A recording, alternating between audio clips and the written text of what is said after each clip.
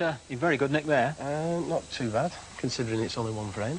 And it actually started from the brake for you almost, didn't it? Well, I did make a slight error on the brake, which led to me having the advantage, because I left Eddie a difficult first red. And that was a problem for you, Eddie?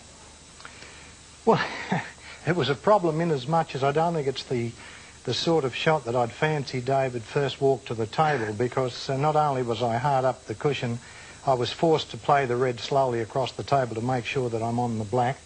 I've managed to miss the ball, and Tony was away, and then later on I took a risky long one, which I felt I had to do anyway, and I just wasn't good enough to knock it in, so I've paid the penalty. Eddie, actually, that's, what, 2 years running that's happened, isn't it? I remember you played Willie Thorne, wasn't it, last year? Yes, same sort of thing, wasn't it? Willie bowled it on me, yes. Oh, yeah, I've enjoyed those two matches. Mind you, David, I've enjoyed my... I've enjoyed my time in pot black, and I suppose I'd have to say I've had my share of good luck in pot black. I'm not complaining. Well, let's take you back. I don't know whether you remember it, Tony. Actually, take you back to 1973, Eddie, because it's all that time ago that you actually made the biggest break that still stands in pot black. What do you remember about that? Well, I didn't look quite as young as I do now, David. A bit of a think here. Yes, well, the path to the black is not easy, you see. There's reds on, but it's working the colour out. There's at least 4 reds that I can pocket, but it's getting onto a colour. It was the sort of situation as well, David, that you wouldn't want to miss one from there, because it could cost you the game.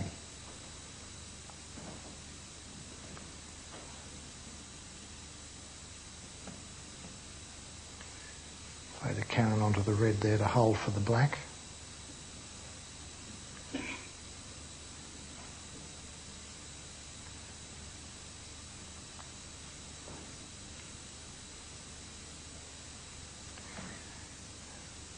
Do you feel here you had a big break on? Oh yes, I could see it from the word go, and the reason that I'm moving this red, I've got in behind this red fairly quickly too, because it has the path of the black from its spot to that pocket partially cut off, so it was a good thing to move it out of the way. Now the black is absolutely clear to both pockets.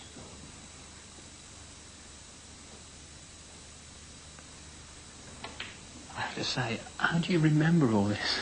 1973. Well, I'm still playing the same way today. You see, I've left an angle on this black to take the black into the corner and move the white ball onto the end cushion and up behind the red into the opposite corner pocket. My technique has always been, I've always been a centre ball player on the white ball, David, because I maintain that if you're getting on the right side of the ball each time, you're never off the centre of the white ball. You don't have to be.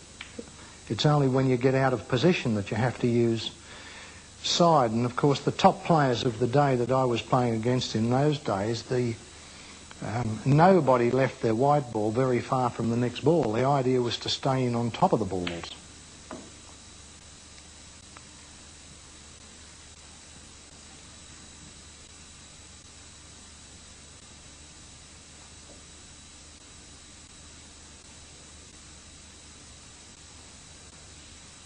Just stun the white ball out for the black on this occasion.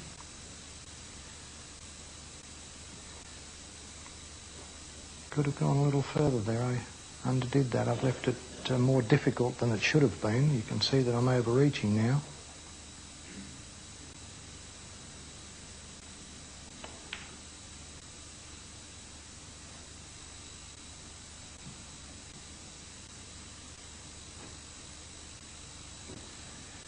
Just onto the cushion and again here with the white ball. Onto the cushion and off. 2 things in mind, really, playing like this. It's just where you strike the white ball with the tip of your cue and the speed that you play the shot. Where you strike the white ball with the tip of your cue will dictate to the white ball the line that it's going to go away from the object ball on, and the strength of the stroke or the speed of the stroke or the power of the shot, whichever way you call it, that will determine how far the white's going to travel.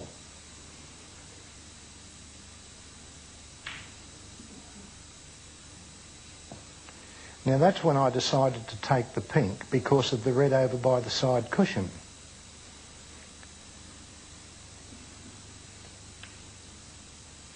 that was a very easy path to my main aim here was to clear the table.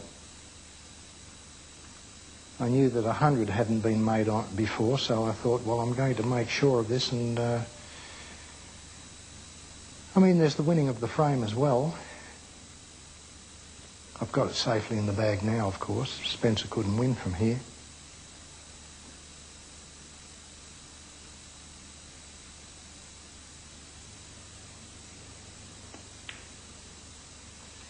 No need to hit them hard, is there, as long as you hit them straight?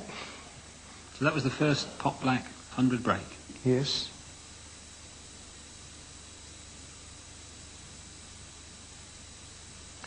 Now, push that white ball through onto the cushion and off to purposely leave an angle on this black to bring the last remaining red out off the side cushion. I'm a little bit unlucky here because I passed right behind the red, and in not hitting it, the white ball finished up by the baulk line, or further down the table than I intended. See, I just missed the ball there. There's John. I wondered where he got to. Looking remarkably young. Young and handsome, wasn't he? I think he was enjoying this. I'm going... Oh, look at me going crooked myself for that shot I've just played. Funny I should do that. End of break.